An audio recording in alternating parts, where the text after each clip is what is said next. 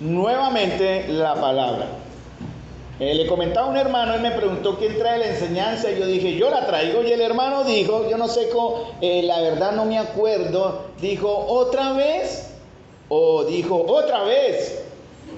Lo importante fue que dijo, otra vez, expresó un deseo, y yo me sentí bien, dije, bueno, lo escuché melodioso, él está adelante y deseoso de escuchar la palabra. Este no es el tema, es que yo no quería dar como a conocer el tema que vamos a ver en esta mañana. ¿Qué son estos? ¿Sí? Usé esta presentación, pero eso no va a reemplazar la palabra, hermanos. Espero ustedes tengan, si están viendo ahí bien, espero que sí, tengan en sus manos la palabra de Dios, porque el Señor les va a hablar, o nos va a hablar en esta mañana. Y realmente puse la ilustración del hermano que hizo otra vez, porque tiene que ver con algo, un aspecto del carácter, de lo que somos. Es una palabra rara, pero la mencionaré más adelante, que se llama ontología. La ontología es lo que nosotros somos por naturaleza, ¿no? La esencia de lo que somos. ¿Qué es lo que es verdadero en nosotros? ¿Cuál es nuestra naturaleza? Y vamos a comenzar un bloque de enseñanza, son 6 o 7 bloques. Tomaré uno o dos domingos de su precioso tiempo para el Señor también, para ser edificados en lo que corresponde a los principios de ser iglesia. ¿Qué significa ser parte de una iglesia? ¿Qué significa estar en una comunidad llamada iglesia? Bueno, le decimos iglesia, pero daremos también el concepto bíblico y doctrinal de lo que significa iglesia. Y para eso comenzaremos también con el primer punto, los adelanto un poquito, que es ¿qué significa ser miembro en una iglesia? Eso implica unos deberes, ¿no? Implica unos privilegios también, en cierta manera. Pero para poder ser parte de una iglesia o de una comunión, tenemos que entender verdaderamente quiénes somos como creyentes. Yo les quiero preguntar a ustedes cuántas veces han intentado dominar un mal hábito. Ya por ahí escuché. Muchas veces, ¿cierto? En otras palabras, ¿cuántas veces ha intentado dominar un pecado específico? Porque hoy vamos a hablar de eso, ¿no? No vamos a hablar de la psicología que habla del comportamiento y el origen de cosas. No, vamos a hablar de algo real que Dios llama por nombre pecado. Y esa es la advertencia de hoy día, porque hoy día desafortunadamente las iglesias cristianas están llenas de personas que no son verdaderamente creyentes. Entonces, ¿quiénes somos los verdaderos creyentes? Tenemos en verdad, hermanos, determinación. Cuando hablamos de dominar un pecado específico, tenemos determinación, ¿cierto? Ponemos nuestra voluntad, esa es la idea. Debo en realidad dominar, debo en realidad matar. La Escritura usa ese término, ¿no? De quitar aquellas cosas que Dios llama pecado. Y es nuestra tarea, pero casi siempre debemos reconocer que el resultado ha sido el fracaso. Yo he vivido por muchos años, y estoy en realidad un pasito más adelante en mi fe personal, de estar en ese gran círculo vicioso que muchos de ustedes seguramente aún tienen hoy, de pecar, confesar, pecar, confesar, pecar, confesar, y estamos ahí dando vueltas y no salimos.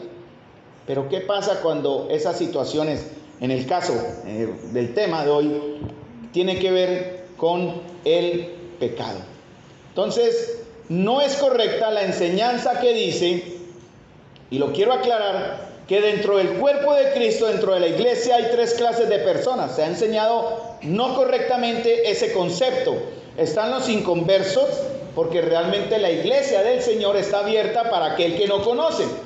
Pero dentro de la iglesia del Señor también hay unos llamados, y aquí es donde ha habido la enseñanza que no es la correcta, cristianos espirituales o cristianos carnales. ¿Conocemos hermanos creyentes carnales? ¿Cierto que sí?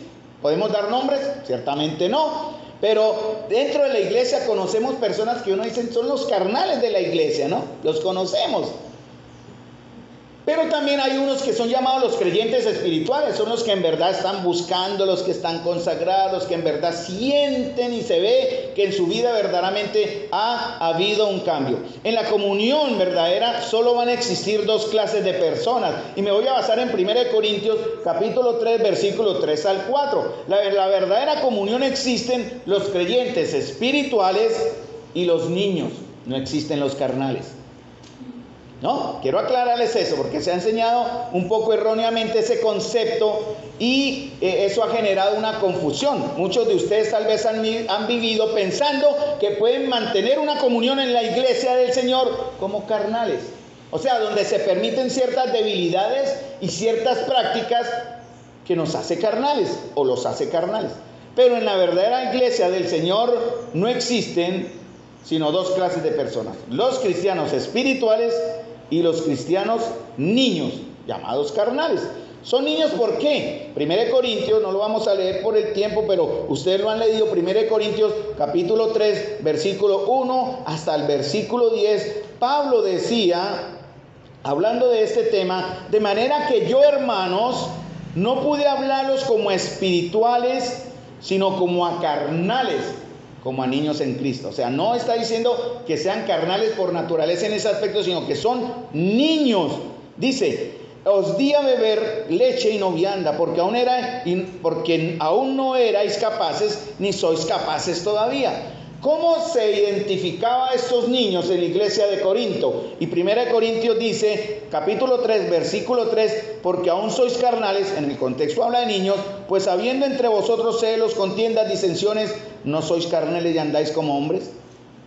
Y aquí comienza una serie de condiciones donde Pablo llama la atención, más bien que Pablo, el Señor, para nosotros, diciéndonos cómo debe ser ahora nuestra verdadera naturaleza. Entonces, los niños que aún no entienden van a actuar en base a su inmadurez, ¿cierto? Pero cuando llegan a conocer, su estado inmediato es que pasan a ser o pasamos a ser espirituales y demuestran unas características de que están siendo espirituales. En las clases de bautismo vamos a pedir, no se espera que cualquiera se bautice. Esto no es perdonen si uso el término, como una fiesta, como una iniciación. No es una iniciación. Es un acto de obediencia, un acto de conciencia y un acto de responsabilidad de los hermanos y hermanas, en este caso, que van a entrar en el paso del bautismo. No es cualquiera. Por eso la hermanita a cargo les va a hacer en cierta manera un test, ¿cierto? Ese término a veces es como un quiz, ¿no? Da como cierto temor. Hoy Daniela dijo, esta tarde va a haber quiz. Entonces, para que practiquemos, porque la profe va a hacer quiz. Ay, Dios. Pero a los nuevos se les va a hacer un test, un quiz, un pequeño examen para saber si son salvos. Verdaderamente, ¿qué entienden de la salvación? Muy bien.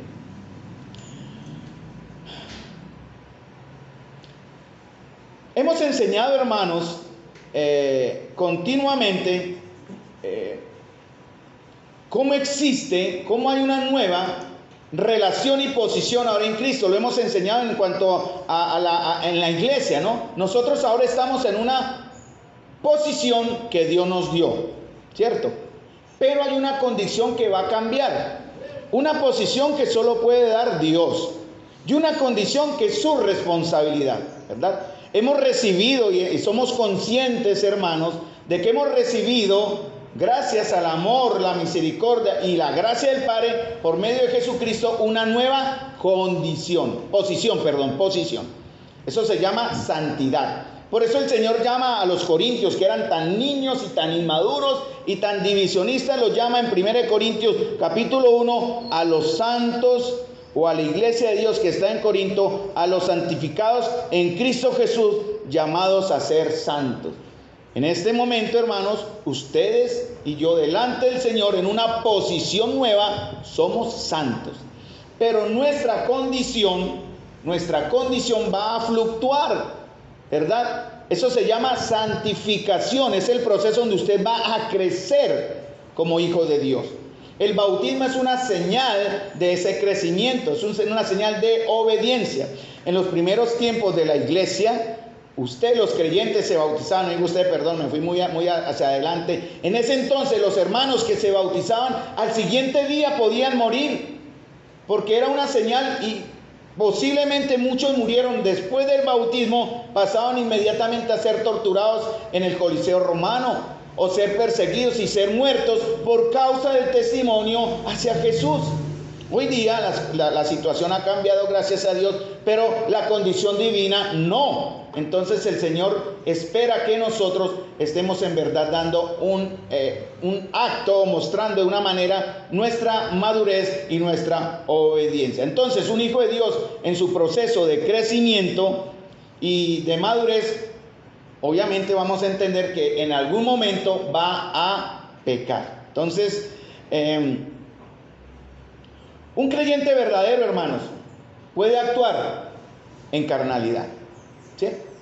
Porque mientras aprende, en su niñez va aprendiendo, por 3 razones. La primera es por ignorancia de los mandamientos de Dios. Por eso la Escritura está acá, para que usted sepa lo que el Señor tiene para nosotros. Segundo, por rebeldía, por lo cual si fue recibido como hijo de Dios, será sometido también a disciplina por parte de Dios. Ese fue el verso que le leyeron a la hermana Marisol, ¿no? Que está en Hebreos capítulo 12, en este caso Hebreos 12:6. El Señor al que ama, disciplina y azota a todo aquel que recibe por hijo. Entonces usted es ahora un hijo de Dios, y estoy hablando por fe a los hermanitos y hermanitas que están aquí en esta mañana, que sí son hijos de Dios. Y tercer punto, por falta de restauración y por falta de un discipulado. Por eso a los nuevos hermanitos hay que enseñarles. Mateo capítulo 28 dice: id y haced discípulos a todas las naciones, bautizándolos en el nombre del Padre, del Hijo y del Espíritu Santo, enseñándoles que guarden todas estas cosas. He aquí, yo estoy con vosotros hasta el fin del mundo. Entonces, hermanos, como dije, un creyente verdadero puede caer en carnalidad por estas 3 razones. Pero en esa nueva relación, hermanos, en esa nueva como condición que está ahora, el Señor nos recuerda en su palabra un verso en 1 Juan capítulo 2, versículo 1-2. Estas cosas se han escrito para que no pequéis. Pero si alguno hubiere pecado, abogado tenemos para con el Padre, a Jesucristo el justo. Entonces, hermanos, no es bíblico hablar y enseñar de un estado de los creyentes que se llame carnal. No pueden existir, no puede haber una vida en un hijo de Dios en la carne. Y me explico. Si una persona que se dice creyente, como ustedes pueden decirlo en algún momento, vive, y resalto esta palabra porque tiene que ver con 1 Juan, continuamente en la carnalidad, sin crecer, sin madurar y sin disciplina, Dios dice en su palabra que verdaderamente no es un creyente. Y quiero hacer ese llamado de atención porque muchas veces nos hemos acostumbrado a tener una doble vida, ¿no? Una vida donde se permite la carne, o como los frutos de la carne, por ejemplo, que están en Gálatas capítulo 5, ¿no? Es permitible para algunos hermanos pensar que pueden tener entonces y vivir en esta condición. Pero quiero recordarles una cosa, como dice en 1 Juan capítulo 3 versículo 9. Todo aquel, cuando dice todo aquel, está hablando de ustedes y de mí. Todo aquel que es nacido de Dios, ¿qué dice acá? No practica. ¿Quiere decir que no peca? Sí, sí pecamos. Por eso el Señor ha dicho, si confesamos nuestros pecados, ¿qué? Él es fiel y justo para perdonar. Pero usted no puede acostumbrarse a vivir como si fuera su norma de vida. Porque, aquí está la razón, el porqué, la que simiente de Dios permanece en él. ¿Cuál es la simiente de Dios, hermano? ¿Cómo se llama la simiente de Dios? El Espíritu Santo, en el cual fuimos sellados. Dice que Él es la zarra de nuestra herencia hasta la posesión adquirida. Si usted es un hijo de Dios, ¿verdad? Nacido de Dios, tiene el Espíritu Santo. Porque dice que la simiente de Dios permanece en él. ¿Y qué dice acá? No puede, esos son los términos de Dios, no puede pecar porque es nacido de Dios. Y esto significa también que no va a vivir tranquilamente como si eso fuera parte natural de su vida. Si usted tiene un pecado en este momento, ahí acariciado, si tenemos, porque aquí todos nos incluimos, un pecado ahí en su vida con el cual se ha acostumbrado a vivir y a consentir y a cuidar, pero no ha quitado de su vida. Mire, hermanos, por eso dice en 1 Corintios, más adelante lo vemos, júzguese a sí mismo, mire su corazón, porque hay un problema. Y para eso debemos tener mucho, pero mucho cuidado, hermano. Nos hemos acostumbrado a convivir con los hermanos a los que siempre disculpamos. Les decimos, es que son carnales, aún no está aprendiendo. Miren, hermanos, el Señor compara el crecimiento nuestro al crecimiento de un bebé. ¿A los cuántos años se desteta un niño? ¿A los cuántos años? Ya se le quita el seno. Al año, ¿cierto? Al año. ¿Qué pasa con el niño que a los 4 o 5 años aún... ¿Qué pasa? Aún toma... Hay algo raro ahí, ¿no? El niño ya tiene, por eso Pablo decía, mire, les tengo que hablar como a carnales, o sea, como a niños, porque ustedes les di a beber leche y no vianda porque aún no son capaces. La palabra del Señor enseña en la Escritura, en Levítico, da el ejemplo también en Lucas, que hasta 3 años se permitía que el terreno fuese cultivado y después se buscaba el fruto. Y si no había fruto, ese terreno era quitado, o sea, era cortado, porque no servía. Entonces el Señor va a estar esperando fruto de todos nosotros. ¿Hay aquí algún bebé ahora todavía? Es posible. Sí, conozco algunos de ustedes que aún son bebés. ¿Por qué? Porque aún mantienen en sus vidas ciertas conductas que están indicando que hay algo que está fallando ahí y que hay que en realidad conocer y en el nombre del Señor limpiar. Entonces hay una falsa enseñanza en el cristianismo. Yo crecí, a mí me enseñaron esto, pero yo aprendí por la Escritura que esto no era verdad. O lo quiero explicar de manera correcta, hermano. Es falsa la enseñanza del cristiano carnal. No existen los cristianos carnales. Si usted es un cristiano carnal, no es un cristiano. Más bien diga, soy un niño que estoy creciendo, madurando, conociendo y estoy desechando, como dice la palabra en Gálatas, desechad las obras de la carne. Vivan en el Espíritu, pero no satisfagan los deseos de la carne. Y eso debe ser nuestra lucha todos los días. Sin embargo, la enseñanza en la cual como que aprendí a vivir muchos años, eso me generó un gran problema, era este argumento. En la regeneración que da el Espíritu de Dios cuando nacemos, en Juan capítulo 3 o 1 Juan capítulo 3, que también leí, 1 Juan capítulo 3, versículo 9, el Espíritu Santo entra y salva a la persona, pero no la cambia todavía en absoluto. Eso fue lo que aprendí, no es cambiado del todo, ¿verdad? Tenía que haber una segunda etapa, y esa segunda etapa era donde usted iba a reconocer el señorío de Cristo en nuestra alma, y esta persona, o en este caso Carlos, buscaría ser lleno del Espíritu Santo, y ahí sí pasar a ser un creyente más espiritual y no tan carnal. O sea, se dividía en 2 etapas. La idea que teníamos es que se podría ser creyente y también ser completamente carnal. Yo viví muchos años así, hermanos.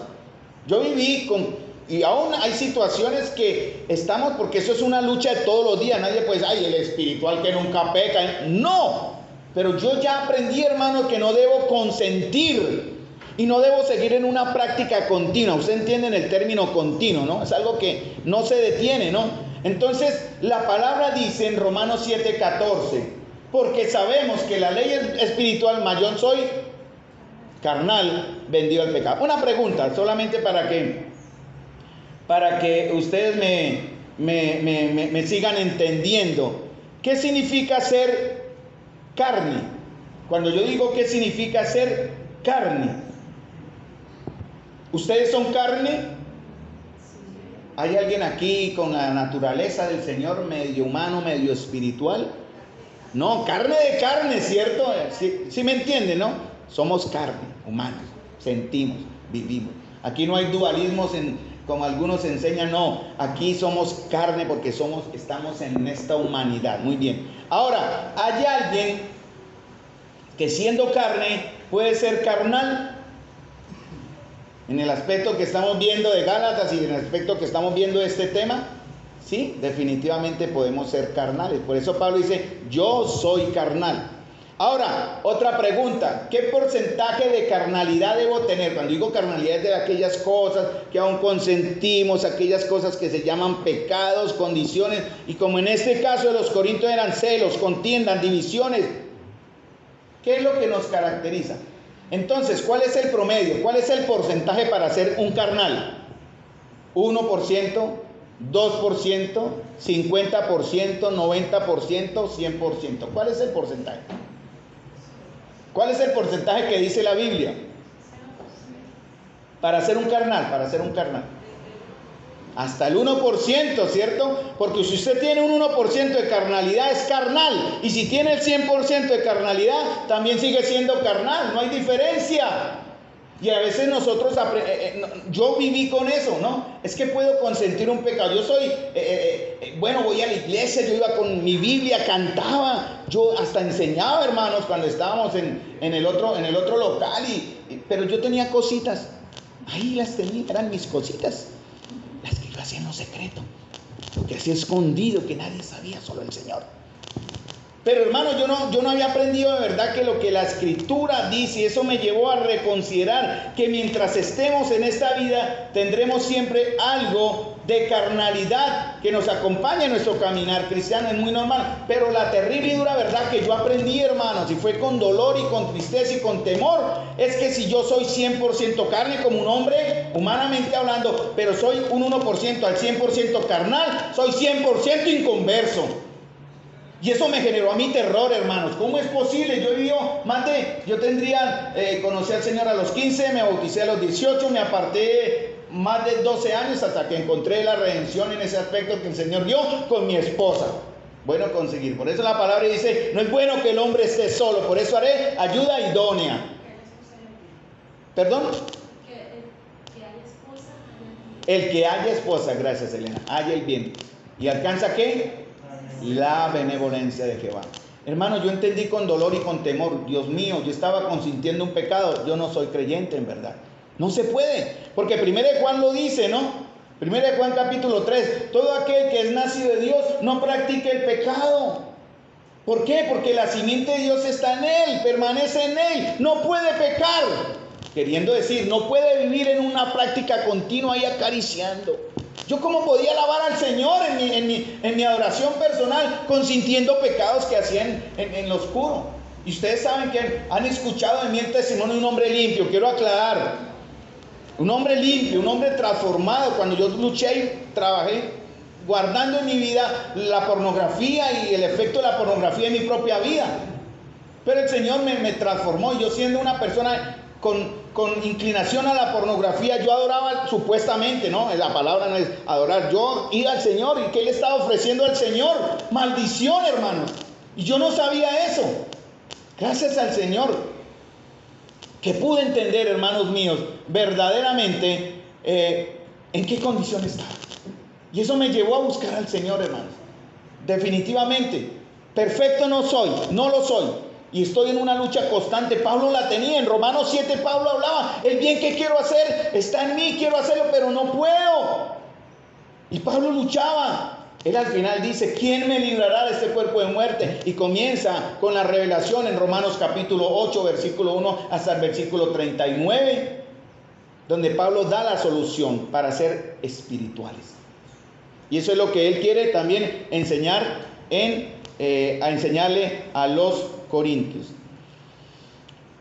Yo quiero que alguien me guíe a un verso en la palabra del Señor donde me muestre la oración de fe para salvación. ¿Alguno tiene el contexto? ¿Me hace el favor? ¿Dónde está la oración de fe para salvación? Perdón, a ver, no, dígalo. No existe. Entonces, ¿por qué todavía? No existe, hermano, ningún modelo en la Biblia que diga, ore y usted se salva. Haga esta oración. Se ha resumido en una serie de pasos todo el proceso para llegar a conocer al Señor. Eso es una verdad. No vamos a poder tampoco decir que se ha hecho con la intención de engañar o falsear, no. Pero en la Biblia no hay una sola oración de fe para salvación, ¿verdad? ¿Dónde está en la Biblia la enseñanza de que si una persona hace su decisión, una oración mecánica, venga, oremos, ore, y voy a guiarme en la oración, y esa persona, ¿quiénes quieren recibir al Señor? Pase aquí al altar adelante, imponemos las manos, venga, eso no está, hermano, en la Escritura. Y nosotros hemos vivido erróneamente pensando que, como yo hice la oración de fe, ¿verdad? Entonces yo soy salvo. Mentiras, engaño. Porque la salvación se ve en un proceso. Yo no me acuerdo en qué momento acepté al Señor. Sí soy consciente del lugar, la hora y lo que estaba viendo. En este caso estaba estudiando Apocalipsis. Eso siempre me ha impactado. Y eso fue lo que me llevó a repetir una oración de fe, que me dio un falso engaño de seguridad. Y yo no entendía que si Cristo moraba en mí, Él generaba un cambio. Según de Corintios capítulo 5, versículo 17 dice, de modo que si alguno está en Cristo, nueva. Hermanos, nueva es nueva. Y yo no entendía eso. Pues yo había creído que porque hice esa oración, yo veía muchas veces en las campañas de evangelismo, las personas hacían decisión por Cristo. En las campañas de Billy Graham hay un promedio, un porcentaje, miles pasaban al frente para orar por salvación. Y el hermano reconocía, más adelante la organización Billy Graham reconoció que de un 100% de personas que pasaban adelante para orar por salvación, como repitiendo el plan de salvación, de ese 100% solamente menos del 20% continúan. Los demás no fue nunca nada, pura espuma. Entonces, de modo que si alguno está en Cristo, nueva criatura es. ¿Qué más dice? Las cosas viejas pasaron. ¿Qué más dice? Hermanos, ¿quién hace nueva todas las cosas? ¿Quién ha hecho nueva todas las cosas? ¿Cómo sabe usted que el Señor ha hecho nueva todas las cosas? ¿Cómo sabe el Señor que lo ha hecho usted nuevo? La verdadera evidencia de que si una persona es creyente, ayer hablamos con una hermana de eso y yo le decía eso a la hermanita, usted está, y hoy también lo hablé con otra hermanita, usted está demostrando con su vida un cambio, una regeneración. Entonces, la evidencia de que una persona es salva, o más bien creyente, no hagamos salva porque eso es la seguridad que usted debe tener personal en verdad. No es porque levante su mano o pase adelante para orar o por imposición de manos, sino cómo vive después de su decisión y supuesta conversión. ¿Qué está demostrando usted, hermano? O amigo, ¿cómo quiere que lo llame? ¿Qué está usted demostrando en su vida de que verdaderamente usted es nacido de nuevo? La palabra que mencioné al principio, la palabra ontología, que tiene que ver con la ilustración que dije el hermano cuando él dijo otra vez, yo lo vi, yo lo entendí con alegría, ¿no? Otra vez. Dije, uy, me animó a preparar el Señor. Pero después me puse a pensar y dijo, ¿será que dijo con otra vez? Dije, uy, no me atrevo a pensar. Bueno, igual, hermanos, mire, la responsabilidad de los que enseñamos la palabra es enseñar la palabra, no salvarlos. El que los salva es el Señor. Yo solo muestro el camino para llegar al Señor. Y el Señor dice aquí en Ezequiel 36 la respuesta a estas preguntas. Y he resaltado lo que Dios hace.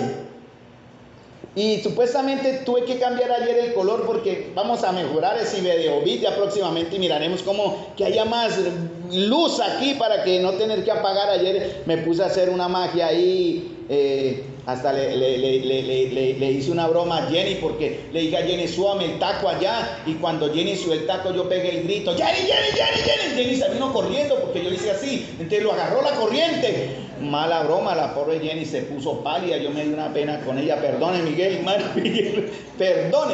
Y Jenny se asustó porque pensó que me había agarrado la corriente.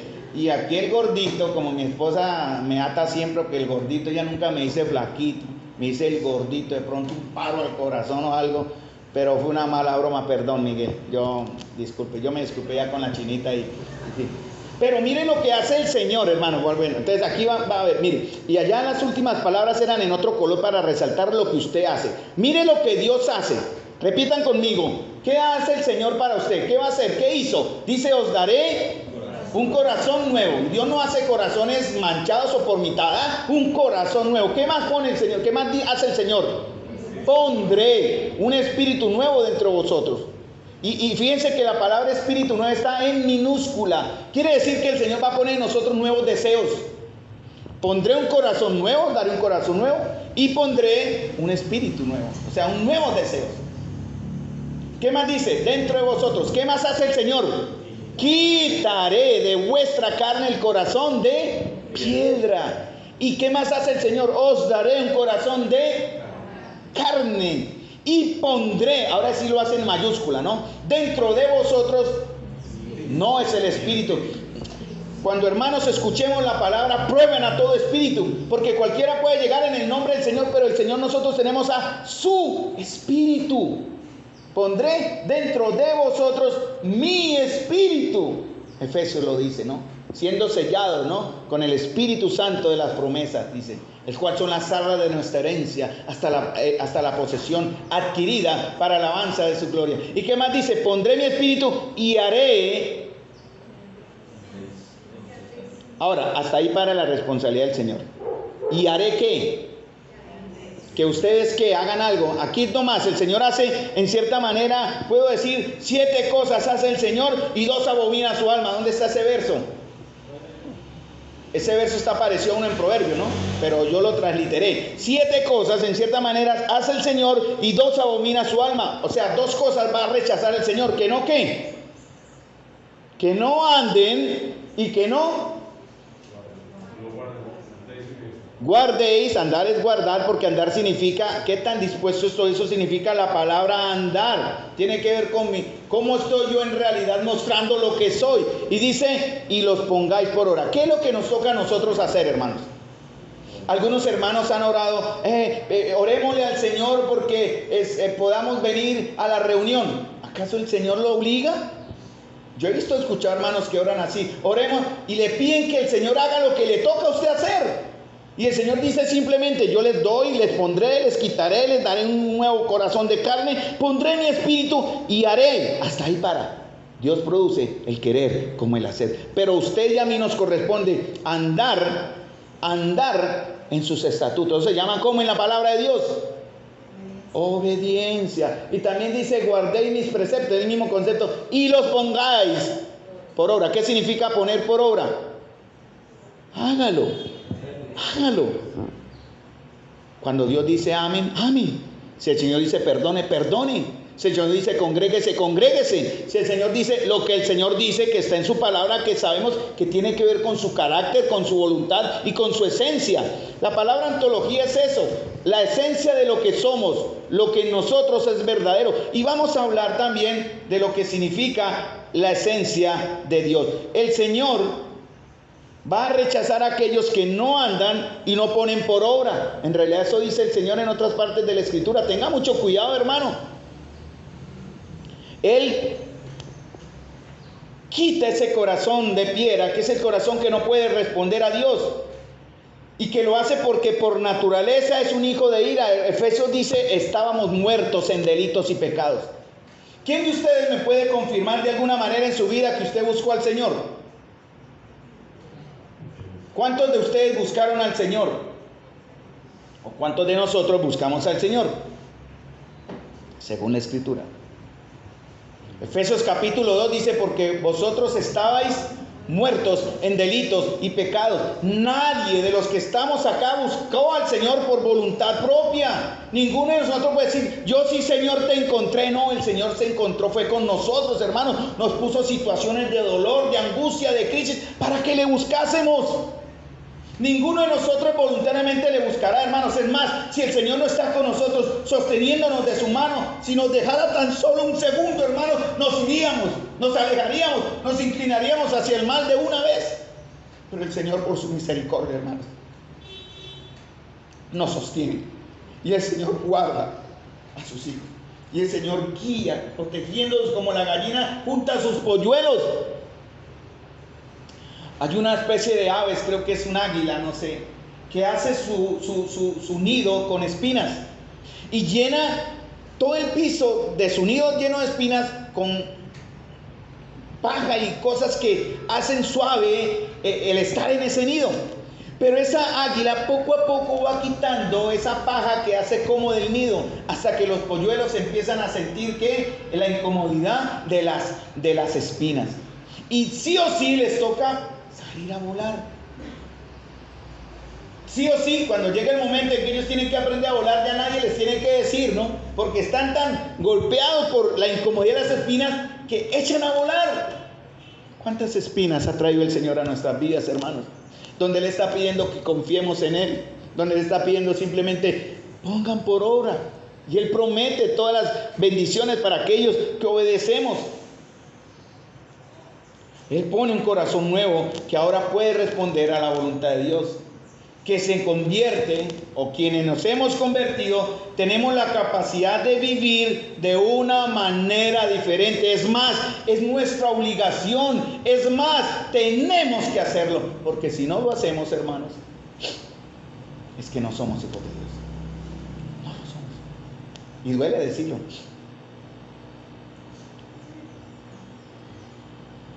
Un corazón de piedra que no puede responder. Miren lo que dice Romanos capítulo 8, que es la respuesta de Pablo a su lucha de Romanos 7. Pablo, uno a veces idealiza a Pablo. Pablo era un creyente poderoso, un siervo de Dios grande, pero él luchaba. ¿Con qué luchaba Pablo? No sabemos. Romanos capítulo 7 habla de sus luchas. Y eran luchas delicadas, no sabemos qué clase. De pronto hasta sus mismos aguijones. Por eso el Señor habla del aguijón en la carne. ¿Con qué luchaba el hermanito Pablo? ¿Con qué lucha el hermanito Carlos? ¿Con qué lucha cada uno de ustedes? Pero dice Romanos capítulo 8, versículo 1, dice el Pablo ya dando respuesta, y ahí nos vamos a llegar a verso 9. Ahora pues, ninguna condenación hay para los que están en Cristo Jesús, los que no andan conforme a la carne, sino conforme al Espíritu. O sea, volvemos al mismo punto de que aquel que vive de una manera continua en la carne no es cristiano, no es creyente. Por eso Pablo dice, ninguna condenación hay para los que están en Cristo Jesús, los que andan, quitemos la palabra carne, los que andan conforme al Espíritu. No hay ninguna condenación. Pero si usted anda de manera contraria, hermanos, aquí hay un problema de transformación en el corazón. Dice Romanos capítulo 8, versículo 9, ahí en ese contexto. Entonces vamos, ahí sí lo tienen en sus Biblias, yo los puse ahí para que tengamos más facilidad en la misma palabra. Mas vosotros no vivís según la carne, sino según el Espíritu. Gálatas 5 habla de vivir en el Espíritu o de vivir en la carne. Nosotros tenemos que vivir en el Espíritu, hermanos, aprender, y tenemos que buscar esa conexión. Hay una conexión rota en la iglesia y en la vida de los hijos de Dios. ¿Por qué? Porque se nos ha enseñado que usted puede tener una vida doble. Yo viví muchos años con esa desconexión. Pensé que mi vida de iglesia me daba una seguridad, mi vida de comunión me daba una seguridad, pero mi vida en el mundo me daba también seguridad. Ya tenía mis cositas con las cuales me deleitaba, lo oculto, lo secreto. Pero ¿a qué me llevó todo eso, hermanos? Si el Señor no hubiese tenido misericordia de mí, hermanos, si el Señor no hubiese tenido la paciencia, yo no sé hasta qué punto estuve a esa línea de colmar su paciencia, y Él trajese el juicio sobre mí, porque Él dice, al que amo disciplino.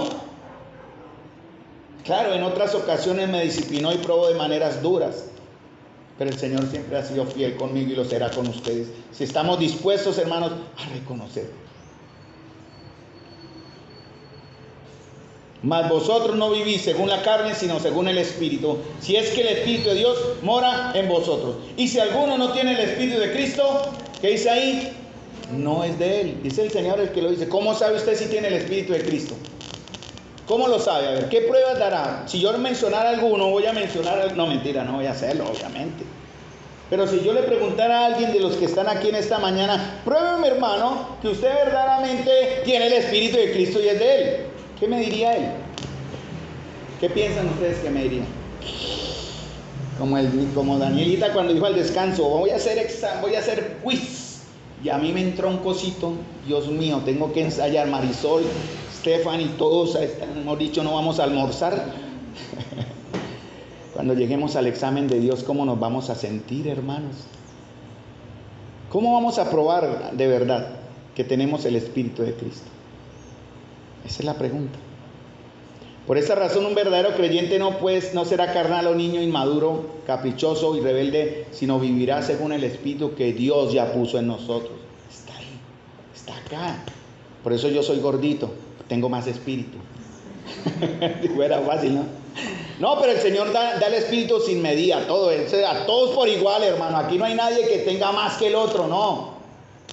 Y Pablo tuvo ese problema en la iglesia de Colosas y en Éfesos con algunos que querían enseñar. Ahorita lo vemos, que aquellos que eran más especiales podían acercarse más al Señor. Esos eran los gnósticos. Hoy día aún existen los gnósticos. Tengan cuidado con los gnósticos.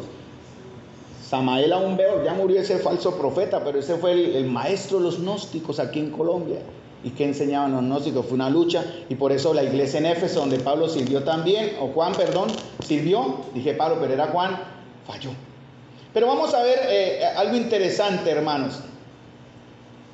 Si yo pusiese al frente de ustedes, sí se ve ahí, ¿no? ¿Qué se ve ahí? La imagen a veces no me ayuda porque tiene fondo negro. Es como, ¿qué ven ahí? Pues una langosta, una cazuela, ¿no? Mi esposa cuando le invito a almorzar me sale cara, porque ella siempre me pide cazuela. Haz cazuela. Si quiere una cazuela buena, llévela ya a la San Francisco, pero las cazuelas de por aquí el barrio son 3 camaroncitos y el resto pura sopa. Mazamorra, exacto. Pero a mí una de mis comidas preferidas es en verdad una cazuelita, aunque también me gusta el asado, ¿no? Para cualquiera. Entonces, si yo pusiese al frente de ustedes el mejor de sus platos, ¿sí? Un plato de la mejor comida de mar, en el caso mío, ¿no? Que me encanta. El mejor pescado, los mejores camarones, la mejor cazuela.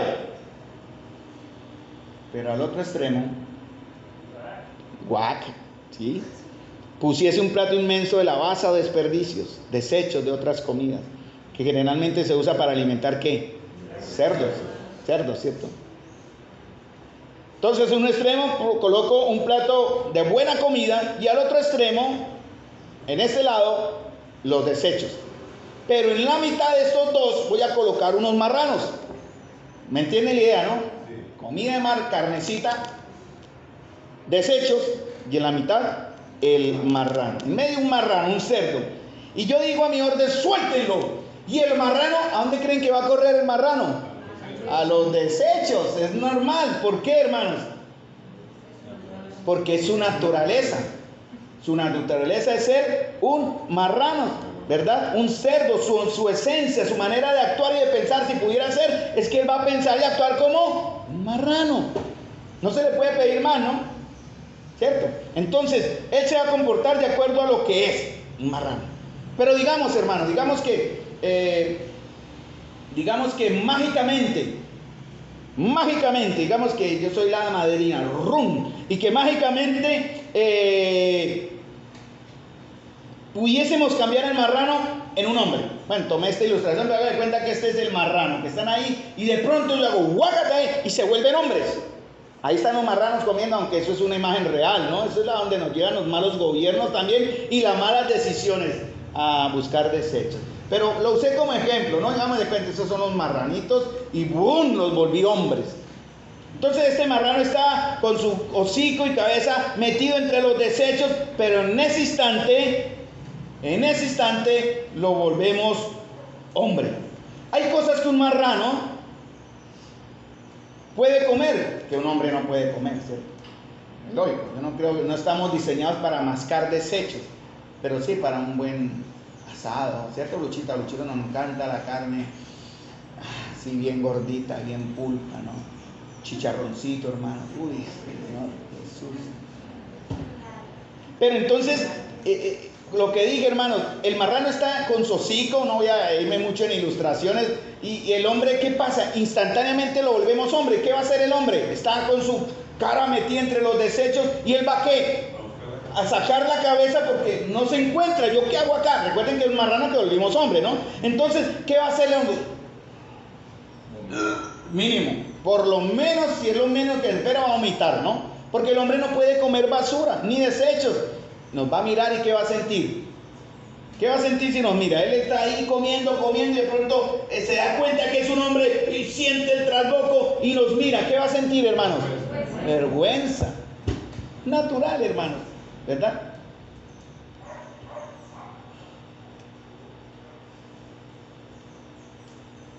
El cerdo no sentirá vergüenza o pena, no tiene ningún problema con esto, pero el hombre, sí, el antiguo cerdo, ¿no? Esa es la ilustración. Un hombre no come basura por naturaleza, porque ahora es otra criatura, en este caso el ejemplo que usé, es una ilustración de nuestras vidas, ¿no?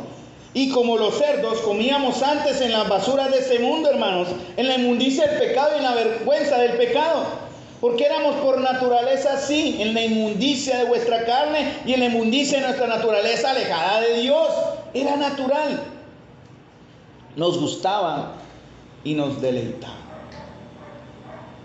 Pero ahora el Señor nos regeneró, ¿cierto? Nos recreó, nos hizo nuevas criaturas. ¿Y ahora qué? ¿Cuál sería nuestra acción? No queremos, ¿qué? Si el Señor nos hizo nuevos, ya volviendo a la vida real, ¿no? Si el Señor nos hizo nuevo, ¿qué es lo que no vamos a querer comer? La basura. Esa es la respuesta, ¿no?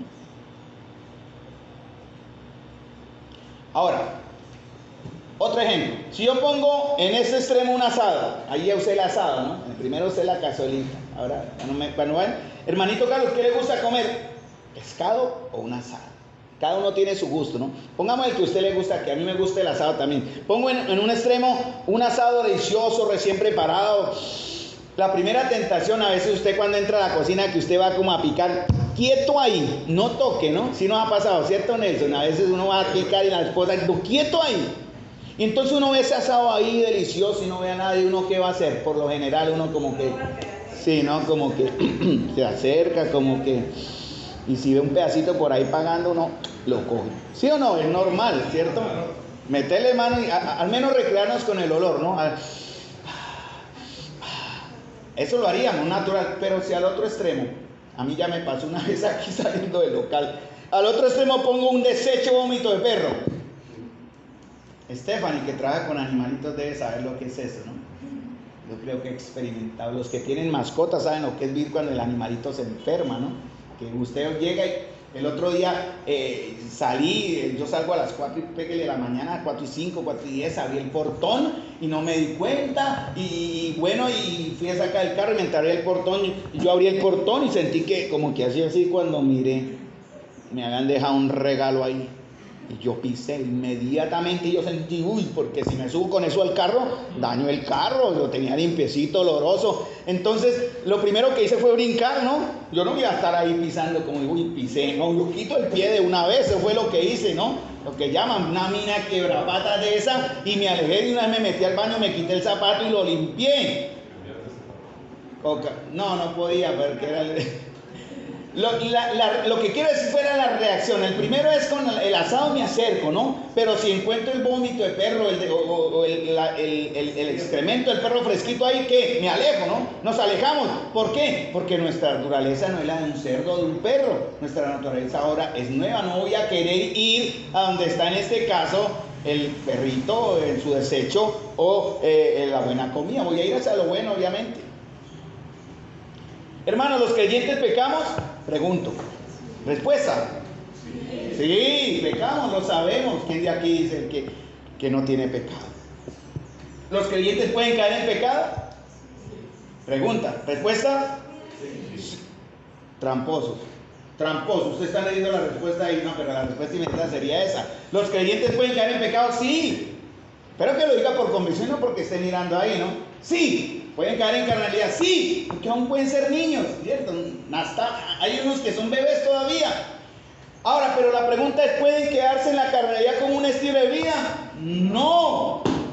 La manera incorrecta y ritualista, por ejemplo, yo veo un hermano que está en la carne, por ejemplo, que está fallando en eso, y a mí me enseñaron eso, yo me le acerco a aconsejar al hermano, ¿no? Si alguno peca contra ti, ve a tu hermano, dice la escritura, ¿no? Ve a tu hermano y dígale.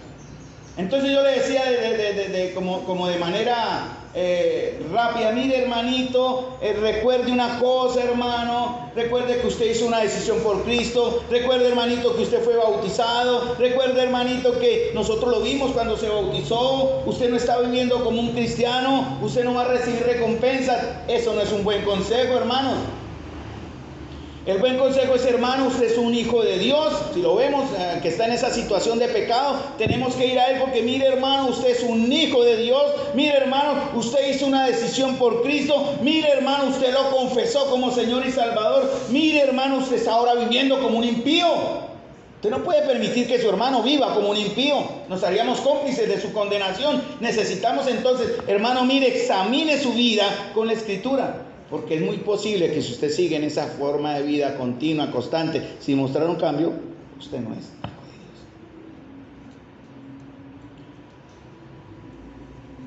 Miguel, ¿usted me entregó temprano? Creo que sí, ¿cierto?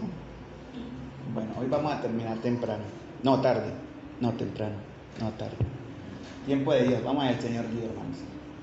Es decir, acaba de empezar la enseñanza. Esta es la introducción, No, estoy en la mitad, pero es necesario paramos, no pasa nada. No quisiera cortar el espíritu de Dios, pero y no lo quiero hacer. Pero vamos a ver en estos 5 minutos, extendiéndome hasta 10, no más, tranquilos. Evidencias de la fe cristiana, hermanos. Hay evidencias, hay maneras de probar. ¿Cuáles son las evidencias? ¿Cuáles son las pruebas? Y dice la Escritura en 1 Juan 5:13. Dice la Escritura: estas cosas os he escrito a vosotros, ¿qué? Que creéis en el nombre del Hijo de Dios. ¿Para qué? Para que sepáis. ¿Qué significa la palabra sepáis? Tengan seguridad, convicción, estén seguros. ¿De qué? De que tenéis vida eterna. Yo he hablado con hermanos y hablé con una persona y me dijo, yo le pregunté, ¿está usted seguro? Que creo que era hermano, le dije, ¿está usted seguro de ir a la gloria? Y me dijo, no sé. Yo no dije más. ¿Cómo así, hermano? Entonces la Escritura fue dejada para eso, para que sepan ustedes que tienen vida eterna y para que creáis en el nombre del Hijo de Dios. Y dice también, ¿cuál sería la manera de probar, de examinar nuestras vidas para ver si en verdad somos hijos de Dios? Dice la Escritura, examínense a ustedes mismos. Yo no puedo examinarles. Yo no puedo, y mal haría si quiera, usted está condenado. No, usted sí. Usted está, no, mentira, usted está condenado. No, yo no soy. Y hay gente que dice, los falsos profetas y los falsos pastores sacan y meten gente al infierno y sacan del infierno a cualquier hora. El único que sabe si es condenado es él. Algún día, ¿tú por qué juzgas a tu hermano? Dice el Señor.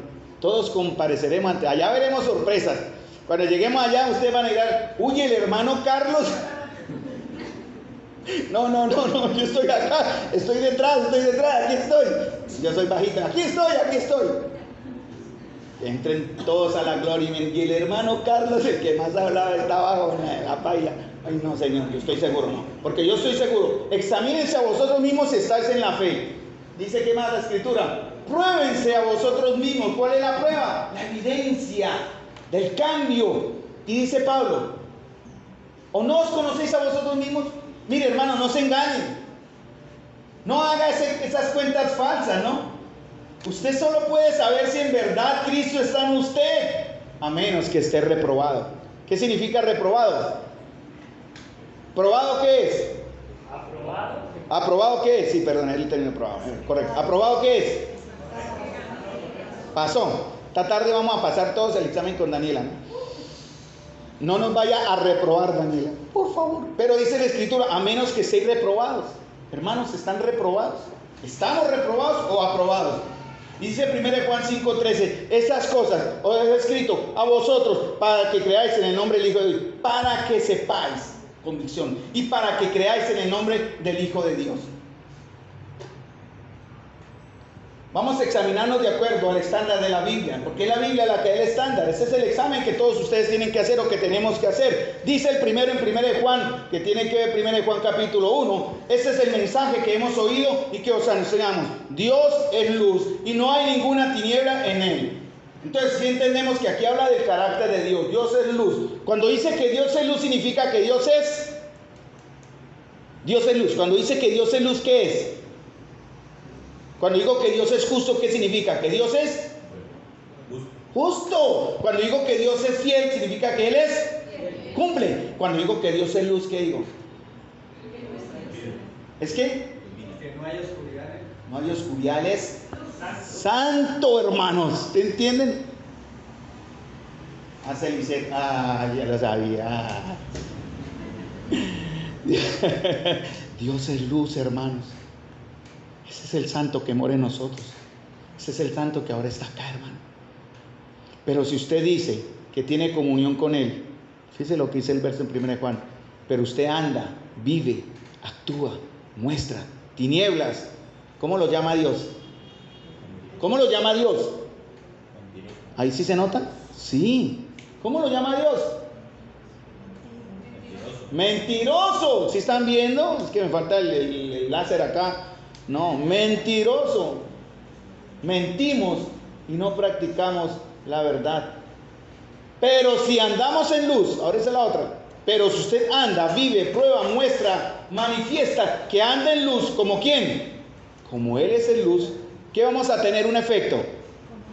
¿Qué es comunión? Como una unión, pero muy bien, hermano. ¿Qué significa? ¿Cómo se ve la comunión? A ver, denme una señal, una prueba rápida de comunión. En común hagan una tarea o tengan un propósito. Una relación, esa buena palabra. ¿Quién dijo relación? Alce la mano sin miedo. Bien, Elizabeth, de relación. Ahora tenemos una nueva relación. ¿Qué más, Miguel? Diga. Que en conjunto tengan un propósito, algo que hacer juntos. Es que me acordaba. Mismo pensamiento. Siga pensando, Miguel. Mismo pensamiento. Está bien. Es que no, yo sé la idea de Miguel, pero no sé cómo traducirla así. Entonces, tener cosas en común. Marisol, ¿cómo? Mismo sentir, muy bien. Misma naturaleza, mismos propósitos. Por eso la Escritura, cuando habla de la iglesia, habla de todos juntos, todos unánimes, todos a la vez. Aquí no es cada cual tira por su lado. Por eso el domingo vamos a ir como todos juntos. Me acordaba de los mopes cuando en la Plaza Sésamo, ¿no? ¿Se acuerdan? Todos juntos, ya, todos juntos. A mí me gustaba mucho cantar esa, ¿no?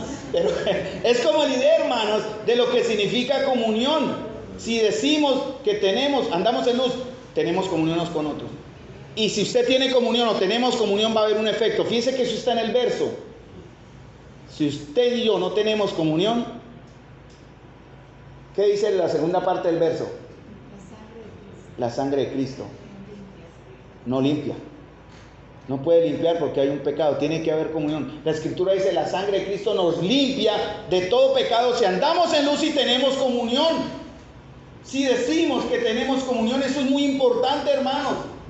Porque usted no puede acercarse al Señor que perdone una parte de su pecado y la otra seguir guardándola. Usted no puede decir que la sangre de Cristo, como algunos hacen eso como si fuera un amuleto, eso es un pecado, sangre de Cristo, cúbrenos. No, la sangre de Cristo solo está para perdonar, para limpiar, para hacer la paz, como dicen Colosenses, para nada más. Usted quiere untar su carro de sangre, úntelo, pero esa no es la sangre de Cristo. Si usted quiere invocar la sangre de Cristo, la sangre de Cristo tiene poder, pero solo para perdonar los pecados, hermanos. Entonces hay dos clases de creyentes, hermanos, en verdad. Según 1 Juan, los que tenemos comunión con Él. ¿Y quiénes son nosotros?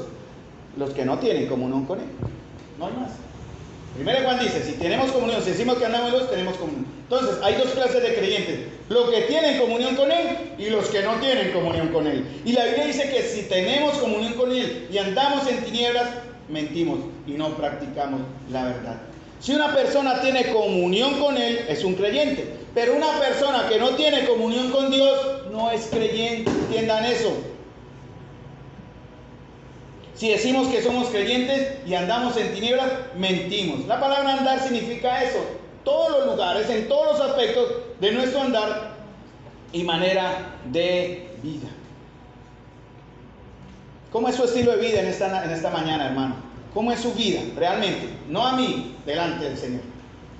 Si su estilo de vida contradice lo que Dios nos ha revelado de su carácter, de su naturaleza y o voluntad, y usted lo vive contrario a ese, usted es un mentiroso. Y no lo digo yo, lo dice el Señor.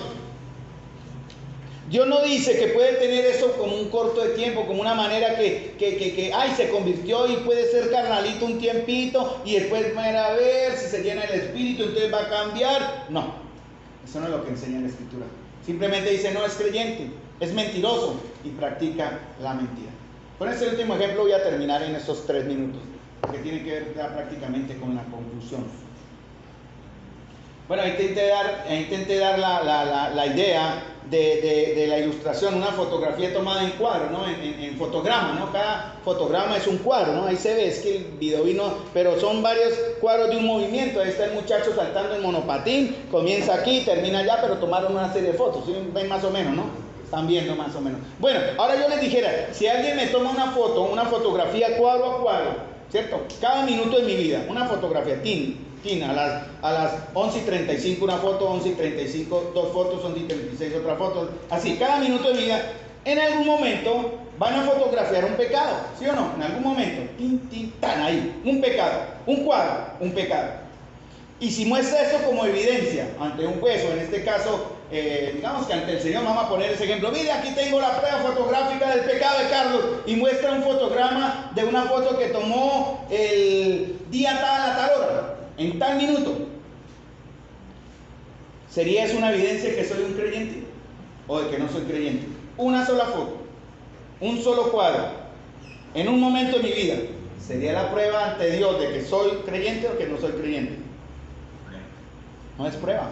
¿Por qué? Porque es solamente un cuadro. Pero si me filman por meses, hermanos, por meses, ¿cierto? En un video, yo en mi estilo de vida, algo secuencial y continuo. Sí, 24/7, correcto, continuamente, no cuadro a cuadro, donde sí se va a evidenciar mi estilo de vida y se da cuenta en esa afirmación que mi estilo de vida va en contra del carácter, la naturaleza y la esencia divina que ahora está en mí. Entonces sí va a haber una prueba irrefutable ante el tribunal de Dios, si ponemos ese ejemplo aún, del fruto malo y demostrable de que estoy diciendo que soy un creyente, ¿verdad? Pero mi estilo de vida contradice lo que sabemos que es el carácter, la esencia y la naturaleza. Por tanto, ahí sí se puede definir que ya no soy un creyente. Hay una secuencia. Por eso no debemos juzgar, ¿no? Algunos dicen, cuando uno les llama la atención, ¿y por qué me juzga? Claro, yo no estoy llamado a juzgarle un pecado en un momento determinado, pero si usted vive continuamente en ese pecado, tengo ese derecho. La Biblia no dice.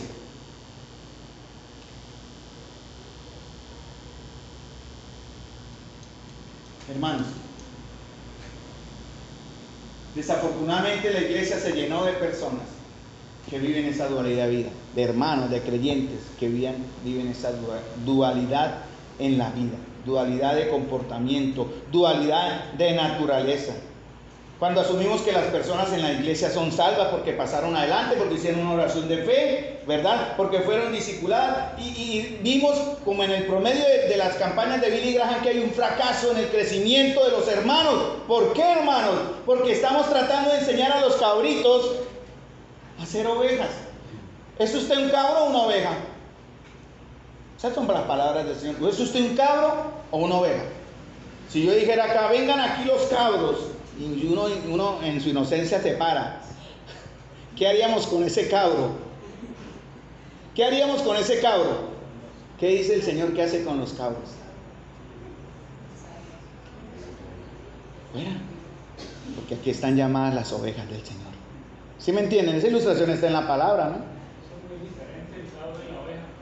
El cabro es muy malo. Demasiado. No sé, ¿usted habla por experiencia o por...? Sí, por experiencia. Él habla por experiencia, o sea, usted es un cabro. Es que he visto el comportamiento de los dos. Yo nací, no es bueno, bueno, son una imitación, exacto. Entonces todos los creyentes vamos a luchar en algún momento con algún pecado. Hay una diferencia entre un creyente que lucha contra el pecado y uno que vive en el pecado, de una manera normal y como estilo de vida. ¿Qué es lo que debemos hacer, hermanos? Cuando un verdadero hijo de Dios es atacado por el pecado, hay tristeza. Hay tristeza, hermanos, hay vergüenza, porque estamos abriendo nuestros ojos metidos en la inmundicia del mundo, en la inmundicia de la carne, en la inmundicia del pecado, y nos damos cuenta, ya no soy así, no tengo por qué estar metido entre la asquerosidad del marrano, el vómito del perro, como dice en 1 Pedro. Vamos a ser sensibles porque mire, el espíritu contrista, el espíritu redarguye, y si usted está siendo redarguido y no actúa, tal vez usted no sea hijo de Dios, seguramente no. Porque Él dice, convencerá al mundo de pecado, de justicia y de juicio. Pero hay esperanza. Por eso en el Salmo 51, he aquí, tú amas la verdad, no la mentira. Entonces acérquese al Señor, cuéntele cómo es, como en el Salmo 88 que vimos. Cuéntele al Señor, Señor, así soy, estoy luchando con esto. Cuando a mí me pasó, yo lo hice. Créame que eso me liberó. Señor, yo lucho con este pecado. Yo lucho con este pecado. Ese pecado me ha causado problemas en mi vida personal, en mi intimidad, me ha causado problemas en mi espíritu, y ese pecado es aborrecible, Señor, lo reconozco, lo entiendo, Señor, se llama pecado, pornografía, yo soy esclavo, Señor. ¿Cuál es su pecado ahora? ¿Cuál es su pecado? ¿La mentira? ¿La ira? ¿Drogas? ¿Pornografía? Yo quiero recordar, hermanos, que por la gracia de Dios soy libre, pero no inmune. Tengo que estarme cuidando siempre. Siempre. Ay, no, yo pasé por eso. Gané. Pero gracias doy en Cristo Jesús, que en Él tengo victoria, hermanos. Es por eso que puedo, dice, me has hecho comprender sabiduría. ¿Queremos ser como Él, hermanos? ¿Sí queremos? ¿Quieren ser como Él, hermanos? Que se vea el cambio en nuestras vidas ahora en adelante.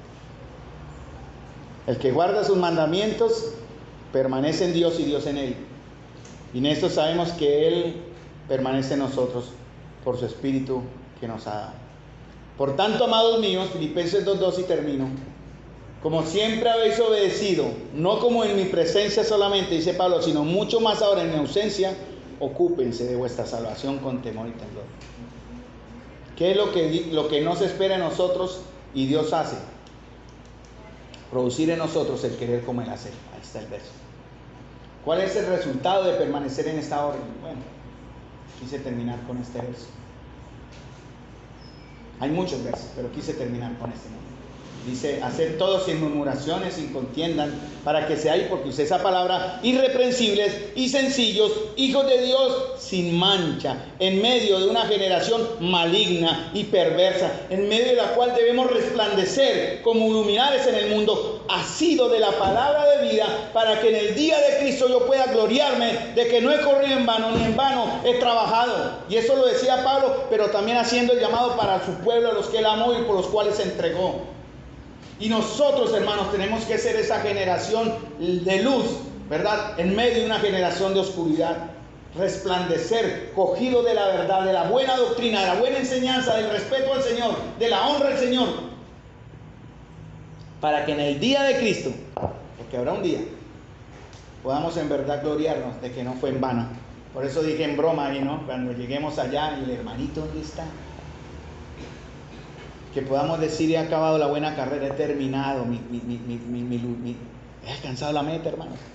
Todos unidos, todos, no nos soltemos, hermanos. No dejemos a nuestros heridos en el campo, oremos por los que faltaron, los que por situaciones están en pecado. Pues, próximamente hablaremos de eso también. Pero los que se han alejado, los que han decidido dejar, abandonar, entregar, no. Hermanos, orar fuerte y fervientemente. Los que están sufriendo. Esta mañana hablé con un hermano que estaba sufriendo, me dolió. Porque yo sufro también, pero me dio dolor ver al hermano sufrir. Los que están enfermos, débiles. Los que están en rebeldía, rechinando sus dientes contra el Señor. Oremos por ellos.